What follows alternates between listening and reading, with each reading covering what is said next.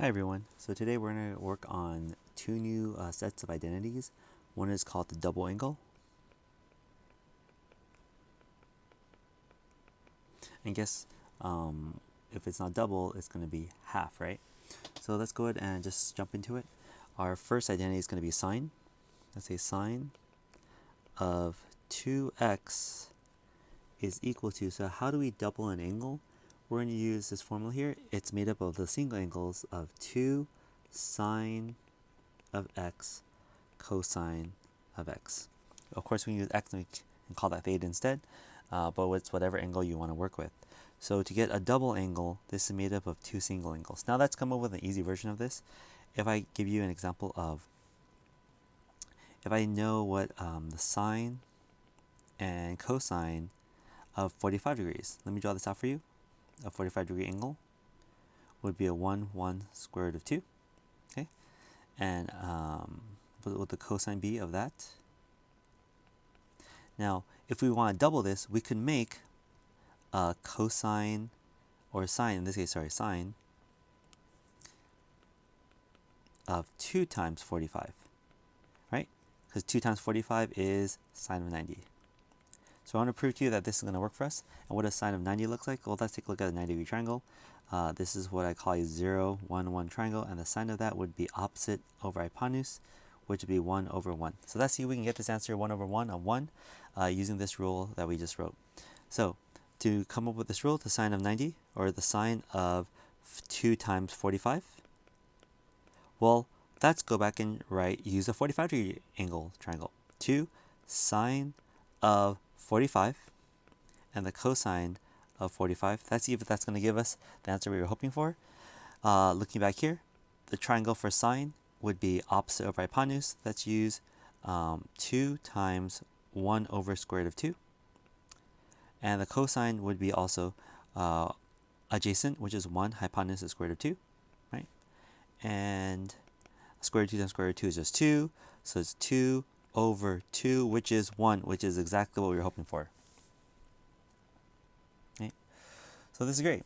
So the idea is that if I ask you to double an angle, I can find out what that is simply using this formula. But what if I just give you one angle? What if I just told you the sine of, let's call that x, is equal to, I'm making this up as an example, is 3 over 4. Okay, the sine of x is 3 over 4. Well, what would then be sine of 2x? Whatever x is, I want to double it. We don't know what the angle is, but I just want to double whatever you got. I want what you got times 2. Well, to come up with this, we use our identity again. That's going to be sine of 2x is equal to what? Looking back on top, up here, right? We're just going to copy the identity. We need to get 2 sine of x cosine of x. Well, lucky for us, don't we know what sine of x is? Well, that's 2 times 3 over 4. Now, what would cosine be? Let's go ahead and draw this in quadrant 1. If my opposite is 3 and my hypotenuse is 4, how would I find my third side? Well, Pythagorean theorem, this is not a 3, 4, 5 triangle, but 3 squared plus, let's call that b squared, is equal to 4 squared, because 4 is my hypotenuse. 9 plus b squared is equal to 16. That's minus 9 to both sides. B squared is equal to 7. So b is equal to the square root of 7 for us, okay? Well, fine. Now that we have all three sides of this triangle, the cosine of that would just be square root of 7 over 4. Okay? So the answer to this, the sine of 2x, whatever x was going to be, whatever it could have been, so that my sides were 3 over 4, the doubled angle would be 6 square root of 7 over 4, which could be reduced to 3 square root of 7 over 2. Right. So the idea here is whatever angle that we have, whether we know it or we don't, we can just follow this rule to double it. Well, if we can double sine, we can double cosine, we can double tangent. Now, before we jump to our next one, where does this identity come from? Well, let's go back and say, slow this down. Isn't sine of 2x the same as sine of x plus x. Would you guys be okay with that? 2x is really x plus x, right? And we had an identity that we worked with before of what is sine of 2x, oh, sine of x plus x. And that's our sum and difference identity. So let's use our sum identity here. And the sum identity for x plus x would have been sine, cosine, cosine, sine. Sine x cosine x plus cosine x sine x. If you notice that the sine and cosine and sine are like terms, so this would end up, they're just in the wrong order, right? But multiplication doesn't matter. It doesn't matter. The associative property says it doesn't matter which one goes first. Sorry, commutative property. I always mess those up. Commutative property says it doesn't matter which one goes first. So let's go ahead and rewrite this. This is really sine of x, cosine of x, minus plus sine of x, cosine x. Now this looks really clear that they're exactly the same thing. So that's why we have 2 sine x, cosine x. And if we look back at our identity at the top, this is exactly our same identity. Okay, so the way we get the double identity is we actually just use the same angle twice, plug that into our sum and difference identity, and we end up with our double identity. Okay, so if that's the case, let's go ahead and see if we can prove the cosine one. The cosine of 2x is really cosine of x plus x, right? Cosine x plus x. And our sum identity is actually pretty easy for this. If we say cosine, it's going to be cosine, cosine, sine, sine. So it's going to be cosine of x minus sine of x. Sine of x, remember this one is a minus for the plus. And this is kind of cool because cosine is really cosine squared minus sine squared x. And guess what? This is our next identity here. Cosine 2x, the double identity, is really cosine squared x minus sine squared x. Okay. Since it is looking like a sine squared cosine squared, this is we can use a Pythagorean identity for this. And there are actually 3 other different versions here. The other versions are going to be 2 cosine squared x minus 1, as well as 1 minus 2 sine squared x. Okay, now how do they end up using these? Is if you see a sine squared here or cosine squared, maybe you can use a Pythagorean identity for that. And the Pythagorean identity is s squared or sine squared plus cosine squared x equals to 1. And we can substitute either sine and cosine. Let's use cosine first. So cosine squared x equals to 1 minus sine squared x. Now if I substitute that right here for the cosine squared, we end up with 1 minus sine squared x minus sine squared x. Take a look here. We have 2 like terms. And then when I combine negative sine squared, we end up with a 2 negative sine. And you can imagine if I go the other way, if I say Pythagorean theorem, sine squared minus cosine squared x equals to 1. And we solve for sine instead, sine squared x, so that's a plus, is equal to 1 minus cosine squared x. So this becomes sine, this goes to become, when I plug it in, this time I'm going to plug it in here. So it'll be cosine squared x minus parentheses 1 minus cosine squared x. Please notice that the negative will become a positive. Cosine squared x minus 1 plus cosine squared x. Looking that you see 2 of them, right? That gives us our 2 cosine squared x. So those are alternate forms for that. To come up with sine, cosine, let's go ahead and do tangent.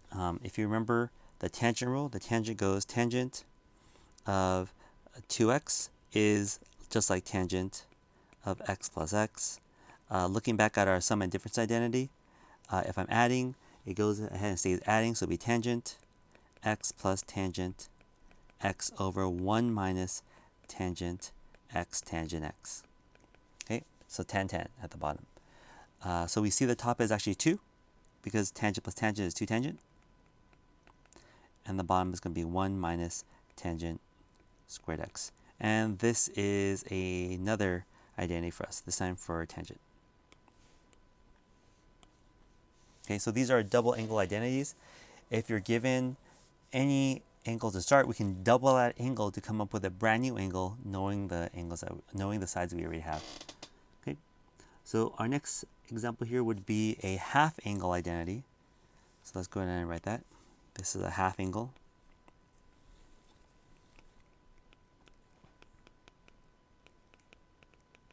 Now, half angle identity is going to be a little bit different. There's going to be a square root here, so let me just go ahead and show you guys all three. I'll ask you what's similar and what's different. So for sine, we can use theta this time. Theta over 2, I'm taking the angle and cutting it in half, whatever it may be, is equal to plus and minus the square root of 1 minus cosine theta over 2. Okay, so we're going to cut that angle in half. We're going to take the original one and we're going to use this formula to cut that in half. Let's get cosine. Cosine theta over 2 is plus and minus the square root of this time 1 plus cosine theta over 2. Tangent, which is a sine and cosine, right? Tangent, sine, and cosine. But tangent here is going to be plus and minus the square root of, this one's a little funny, but it's going to be 1 minus cosine theta over 1 plus cosine theta. Now, you can imagine why this is true. You can see that there's sine and cosine there, right? And if we divide them, we end up with that.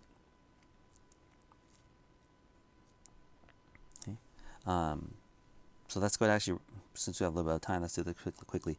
The tangent of theta over 2 is the same as sine of theta over 2 over cosine of theta over 2. That's our quotient identity. The sine is up top and the cosine is on bottom. You'll see two square roots. The square root of 1 minus cosine over 2 over the square root of 1 plus cosine theta over 2. We can write that as one big square root. 1 minus cosine theta over 2 over 1 plus cosine theta over 2. Do we like dividing fractions by fractions? No, we're going to multiply that by the reciprocal, and hopefully you can see that the reciprocal would spin that around, and our 2's would end up dividing. So this would be the square root of 1 minus cosine theta over over 1 plus cosine theta. Okay. The 2's would divide out. All right, so these are half angle identities. Let's come up with an example here. Something that we know the answer to, okay? Something that we know the answer to. What's a basic angle that we know if we cut in half? We know the answer. Well, what's half of 60? 30. So let's draw those out so I can just prove to you that we're going to go from 60 to 30. A 60-degree angle is 1, 2, square root of 3. A 30-degree angle, it's also 1, 2, square root of 3. So I'm going to cut a 60 and make it into 30 using one of these rules, just to show that it totally works. Okay, so sine of 60 over 2 means we're going to start off with the original angle of 60, whatever that is. Let's actually leave that there. And so the rule is this is going to be plus and minus the square root of 1 minus cosine of 60 over 2. Now take a look here.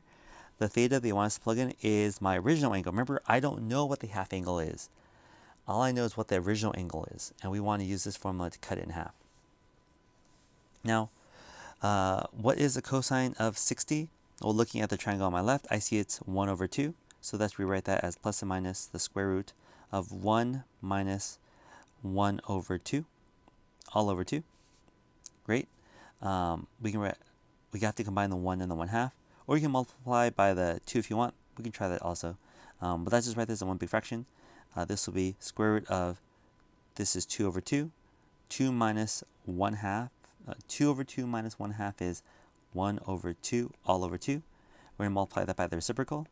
So it's square root of 1 over 2 times 1 over 2 is the square root of 1 over 4. I forgot the plus and minuses. And this is going to be just plus and minus 1/2. Now, is it really 1/2? No, it's all about our starting and our finishing quadrants. If we start off with angle 60, okay, if I draw this out again, if I start off with angle 60, that's in quadrant 1, okay? And if I half an angle in quadrant 1, well, what angles are in quadrant 1? Anything from 0 to 90, right? 0 to 90. If I half 90, the best we get is 45. If I have any angle less than that, we're stuck in this area here. We're stuck in quadrant 1. And the follow-up question is this. What is sine in quadrant 1? Is that positive or negative? What is sine in quadrant 1? If you forget, all students take calculus. Everyone is positive in quadrant 1. Only sine is positive in quadrant 2. Tangent is positive in quadrant 3. And cosine is positive in quadrant 4. So if we're asking what's the sine of an angle in quadrant 1, it will be positive. So my answer is positive 1/2. And guess what? Let's take a look at our 30-degree triangle. The sine is also 1/2.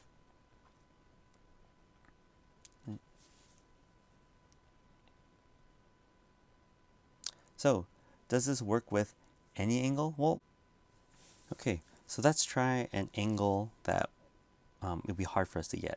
So let's try, what is the sine of 15 degrees, right? Or you can write this as pi over 12. But sine of 15 degrees, well, isn't this just the sine of 60 degrees over, not 60, I'm sorry, sine of 30 degrees over 2, cutting 30 degrees, and we know what 30 degrees is. So we would use our formula here.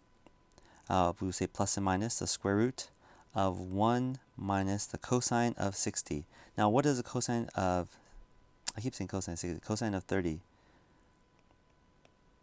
So we just plug in our original angle into our problem, all over 2. Now, what is the cosine of 30? Let's go ahead and draw that out. 30 degrees is 30, 60, 90 triangle, so it's 1, 2, square root of 3. Cosine, in this case, will be square root of 3 over 2. And that's going to be square root of 1 minus square root of 3 over 2, all over 2. We can simplify that a little bit as much as we can. This will be common denominator of 2 over 2. So it's 2 minus square root of 3 over 2, all over 2, square root of that. We don't like dividing fractions, so we multiply by the reciprocal. In this case, we can rewrite this as 2 minus square root of 3, all over 4. To take the square root of that, this would be square root of 2 minus, darn it, square root of 2 minus square root of 3, and the square root of 4 is just 2. Right, and that's our answer. It's going to be positive. Why? If I cut 30 in half, we would still end up in quadrant 1, and quadrant 1 is a positive sign there. Okay, and that's really what the answer is. We can't get any better than that. Let me try plugging a calculator. So we're going to find what is the sine of 30. So 15, sine that. That's going to give us 0.25. So this will give us 0.25 over here. Now let's see if our square root answer is the same. I'm going to say 2 minus 3 square root equals, then we're going to take the square root of this answer, and then divide that by 2. And we end up with the same answer, 0.258. Right? And that's what our last answer was. 15 sine. Yeah, 0.258. 8. Okay. All right, so that gives us definitely a way of solving these half angle problems.